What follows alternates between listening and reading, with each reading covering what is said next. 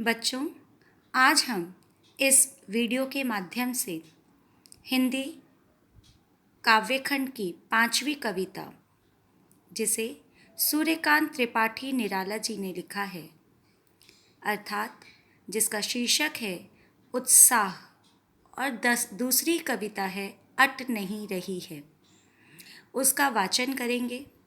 वह जानेंगे कि उसका अर्थ क्या है।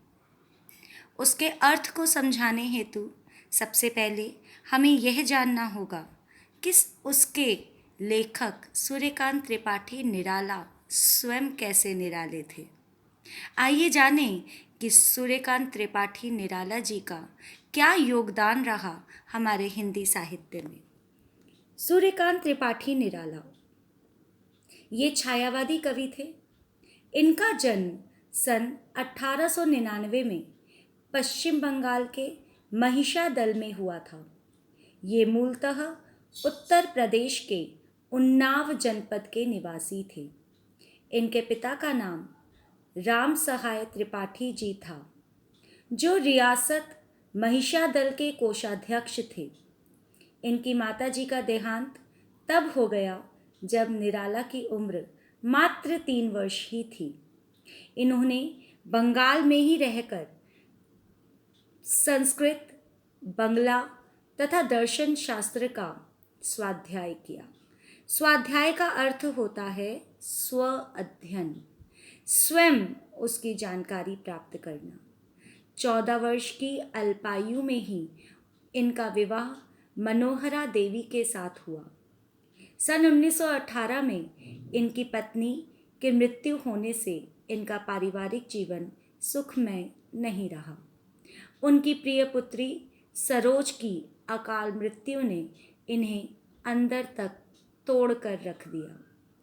परिस्थितियों से संघर्ष करते हुए इनकी मृत्यु 15 अक्टूबर सन 1961 को हो गई। निराला जी सच में एक निराले व्यक्तित्व वाले थे।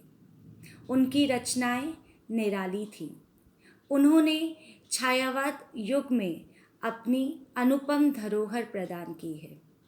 उनकी लेखनी जब जब उन्होंने चलाई, उन्होंने एक अचंभित रूप प्रदान किया है। निराला जी ने साहित्य क्षेत्र की कई विधाओं पर अपनी लेखनी चलाई है, जैसे कविता, निबंध, उपन्यास, कहानी आदि। हालांकि इन्हें ख्याति कवि के रूप में ही मिली। इनकी रचनाएं बहुत सारी हैं, जिनमें से अनामिका, कुकुरमुत्ता आदि कई ऐसी कविताएं हैं जिन्हें हम पढ़ते हैं तो अंदर तक हमें वह घात करती है। इनकी कहानी संग्रह, निबंध संग्रह, पत्रिका संपादन ने इन्हें एक अलग मूर्त रूप प्रदान किया। निराला विस्तृत सरोकारों के कवि हैं। दार्शनिकता, विद्रोह, क्रांति, प्रेम की सरलता और प्रकृति का विराट और उदात्त रूप इनकी रचनाओं में उपस्थित है। जहाँ एक ओर ये क्रांति लाना चाहते हैं, वहीं दूसरी ओर प्रकृति से जुड़े रहना चाहते हैं। ये छायावादी युग के प्राकृतिक कवि भी रहे हैं। प्रकृति संबंधित रचनाओं में इन्होंने एक अनुपम छटा बिखेरी है। इन्होंने जो रचनाएं क्रांति के लिए लिखी, वह सच में इतनी अद्भुत थीं कि वे मन को कचोट कर रख देती थीं। निराला जी ने काव्य रचना में क्रांति ला दी। इन्होंने कविता को भी बंधन से छुड़ाया। बंधन, आप जानते हैं कविता भी बंधन मुक्त हो सकती है। कैसे? आइए जानें। उसे भी छंद बंधन से मुक्त किया। छंद बंधन अर्थात तुकांत कविता। जब तुकों में बांधी जाती है कविता, उसे तुकांत कहते हैं। लेकिन इन्होंने कविता को छंद मुक्त कर दिया। इनकी कविता में गागर में सागर भरने वाले परिमार्जित तत्सम शब्दों का भरपूर प्रयोग मिलता है। आइए इनकी कविताओं में संगीतात्मकता को देखें।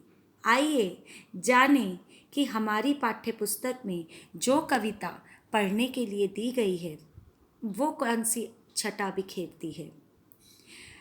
हमारी कविता का नाम है उत्साह। उत्साह एक आह्वान कविता है जिसके माध्यम से कवि ने बादल को संबोधित किया है। उत्साह, देखिए बादल कैसी गर्जना कर रहे हैं, बादल कैसी क्रांति लाना चाहते हैं, बादलों के माध्यम से लेखक क्या कहना चाहता है, बादल हमें क्या संदेश देना चाहते हैं। इन सभी बातों को कवि ने अपनी इस कविता के माध्यम से प्रस्तुत किया है। आह्वान गीत इसलिए कहा है क्योंकि वे बादल को बुला रहे हैं, बादलों के माध्यम से अपनी बात कहने की कोशिश कर रहे हैं। बादल निराला के बहुत ही प्रिय विषय हैं। कविता में बादल एक तरफ पीड़ित प्यासे जन की अभिलाषा को पूरे करने वाले हैं, तो दूसरी तरफ वही बादल नई कल्पना और नए अंकुर के लिए विप्लव, विध्वंस और क्रांति चेतना को संभव करने वाले भी हैं। कवि जीवन की व्यापक दृष्टिकोण से देखता है। कवि जीवन को एक व्यापक दृष्टिकोण से देखता है। वह जानना चाहता है कि हमारा जीवन कितना अधिक व्यापक हो सकता है। कविता में ललित कल्पना है और क्रांति चेतना भी है।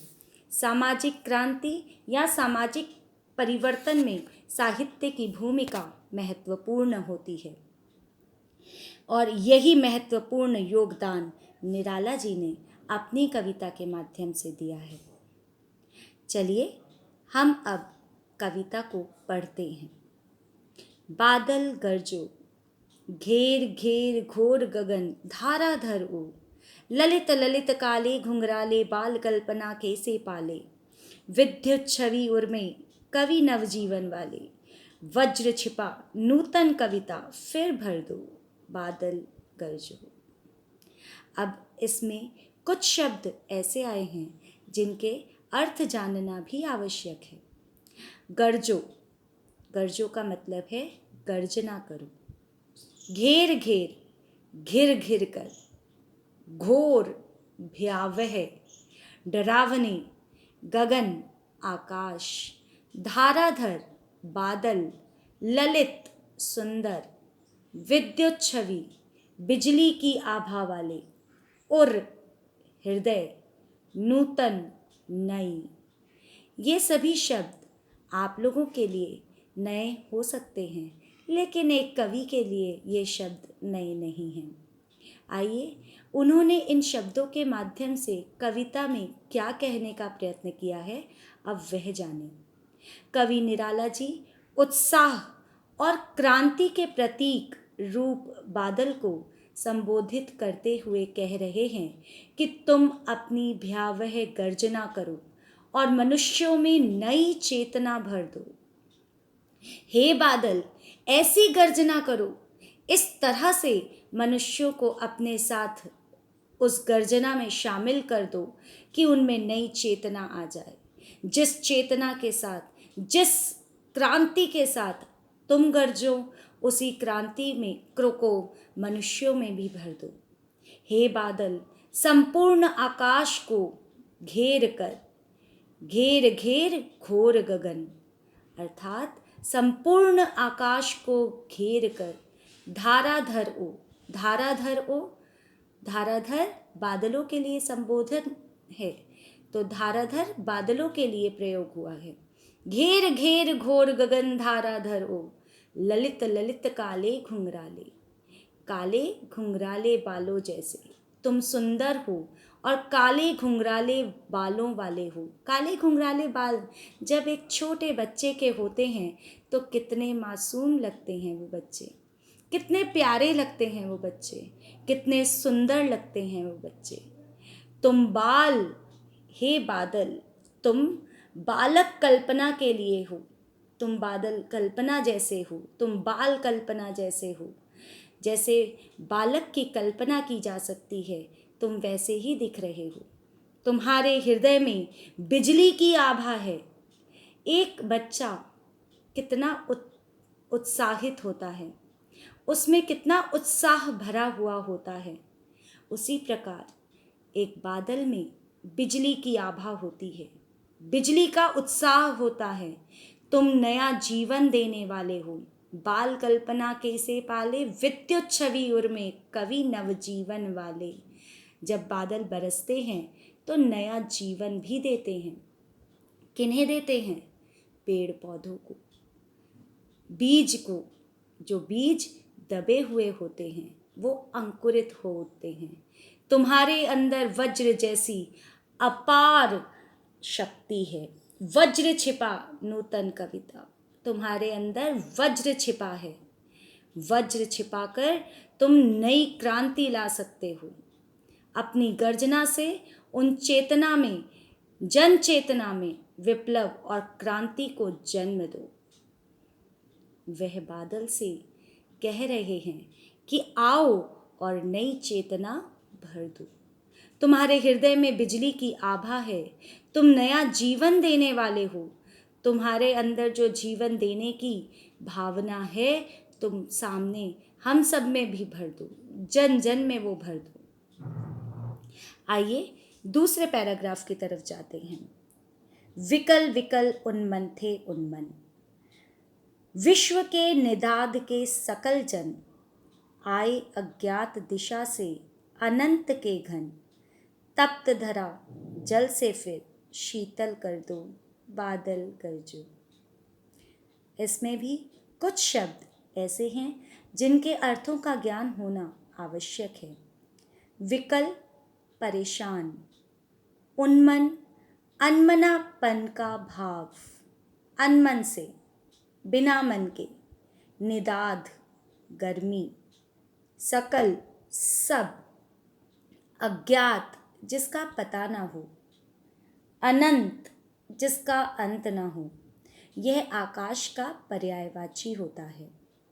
घन का बादल, तप्त तपती हुई, धरा धरती, शीतल ठंडा। आइए अब हम ये जानें कि इस अनुच्छेद के माध्यम से लेखक हम तक कौन सी बात पहुंचाना चाहते हैं। कवि के अनुसार गर्मी से परेशान अनमने मनुष्यों के हृदय में बादलों ने बरसकर शीतलता प्रदान की।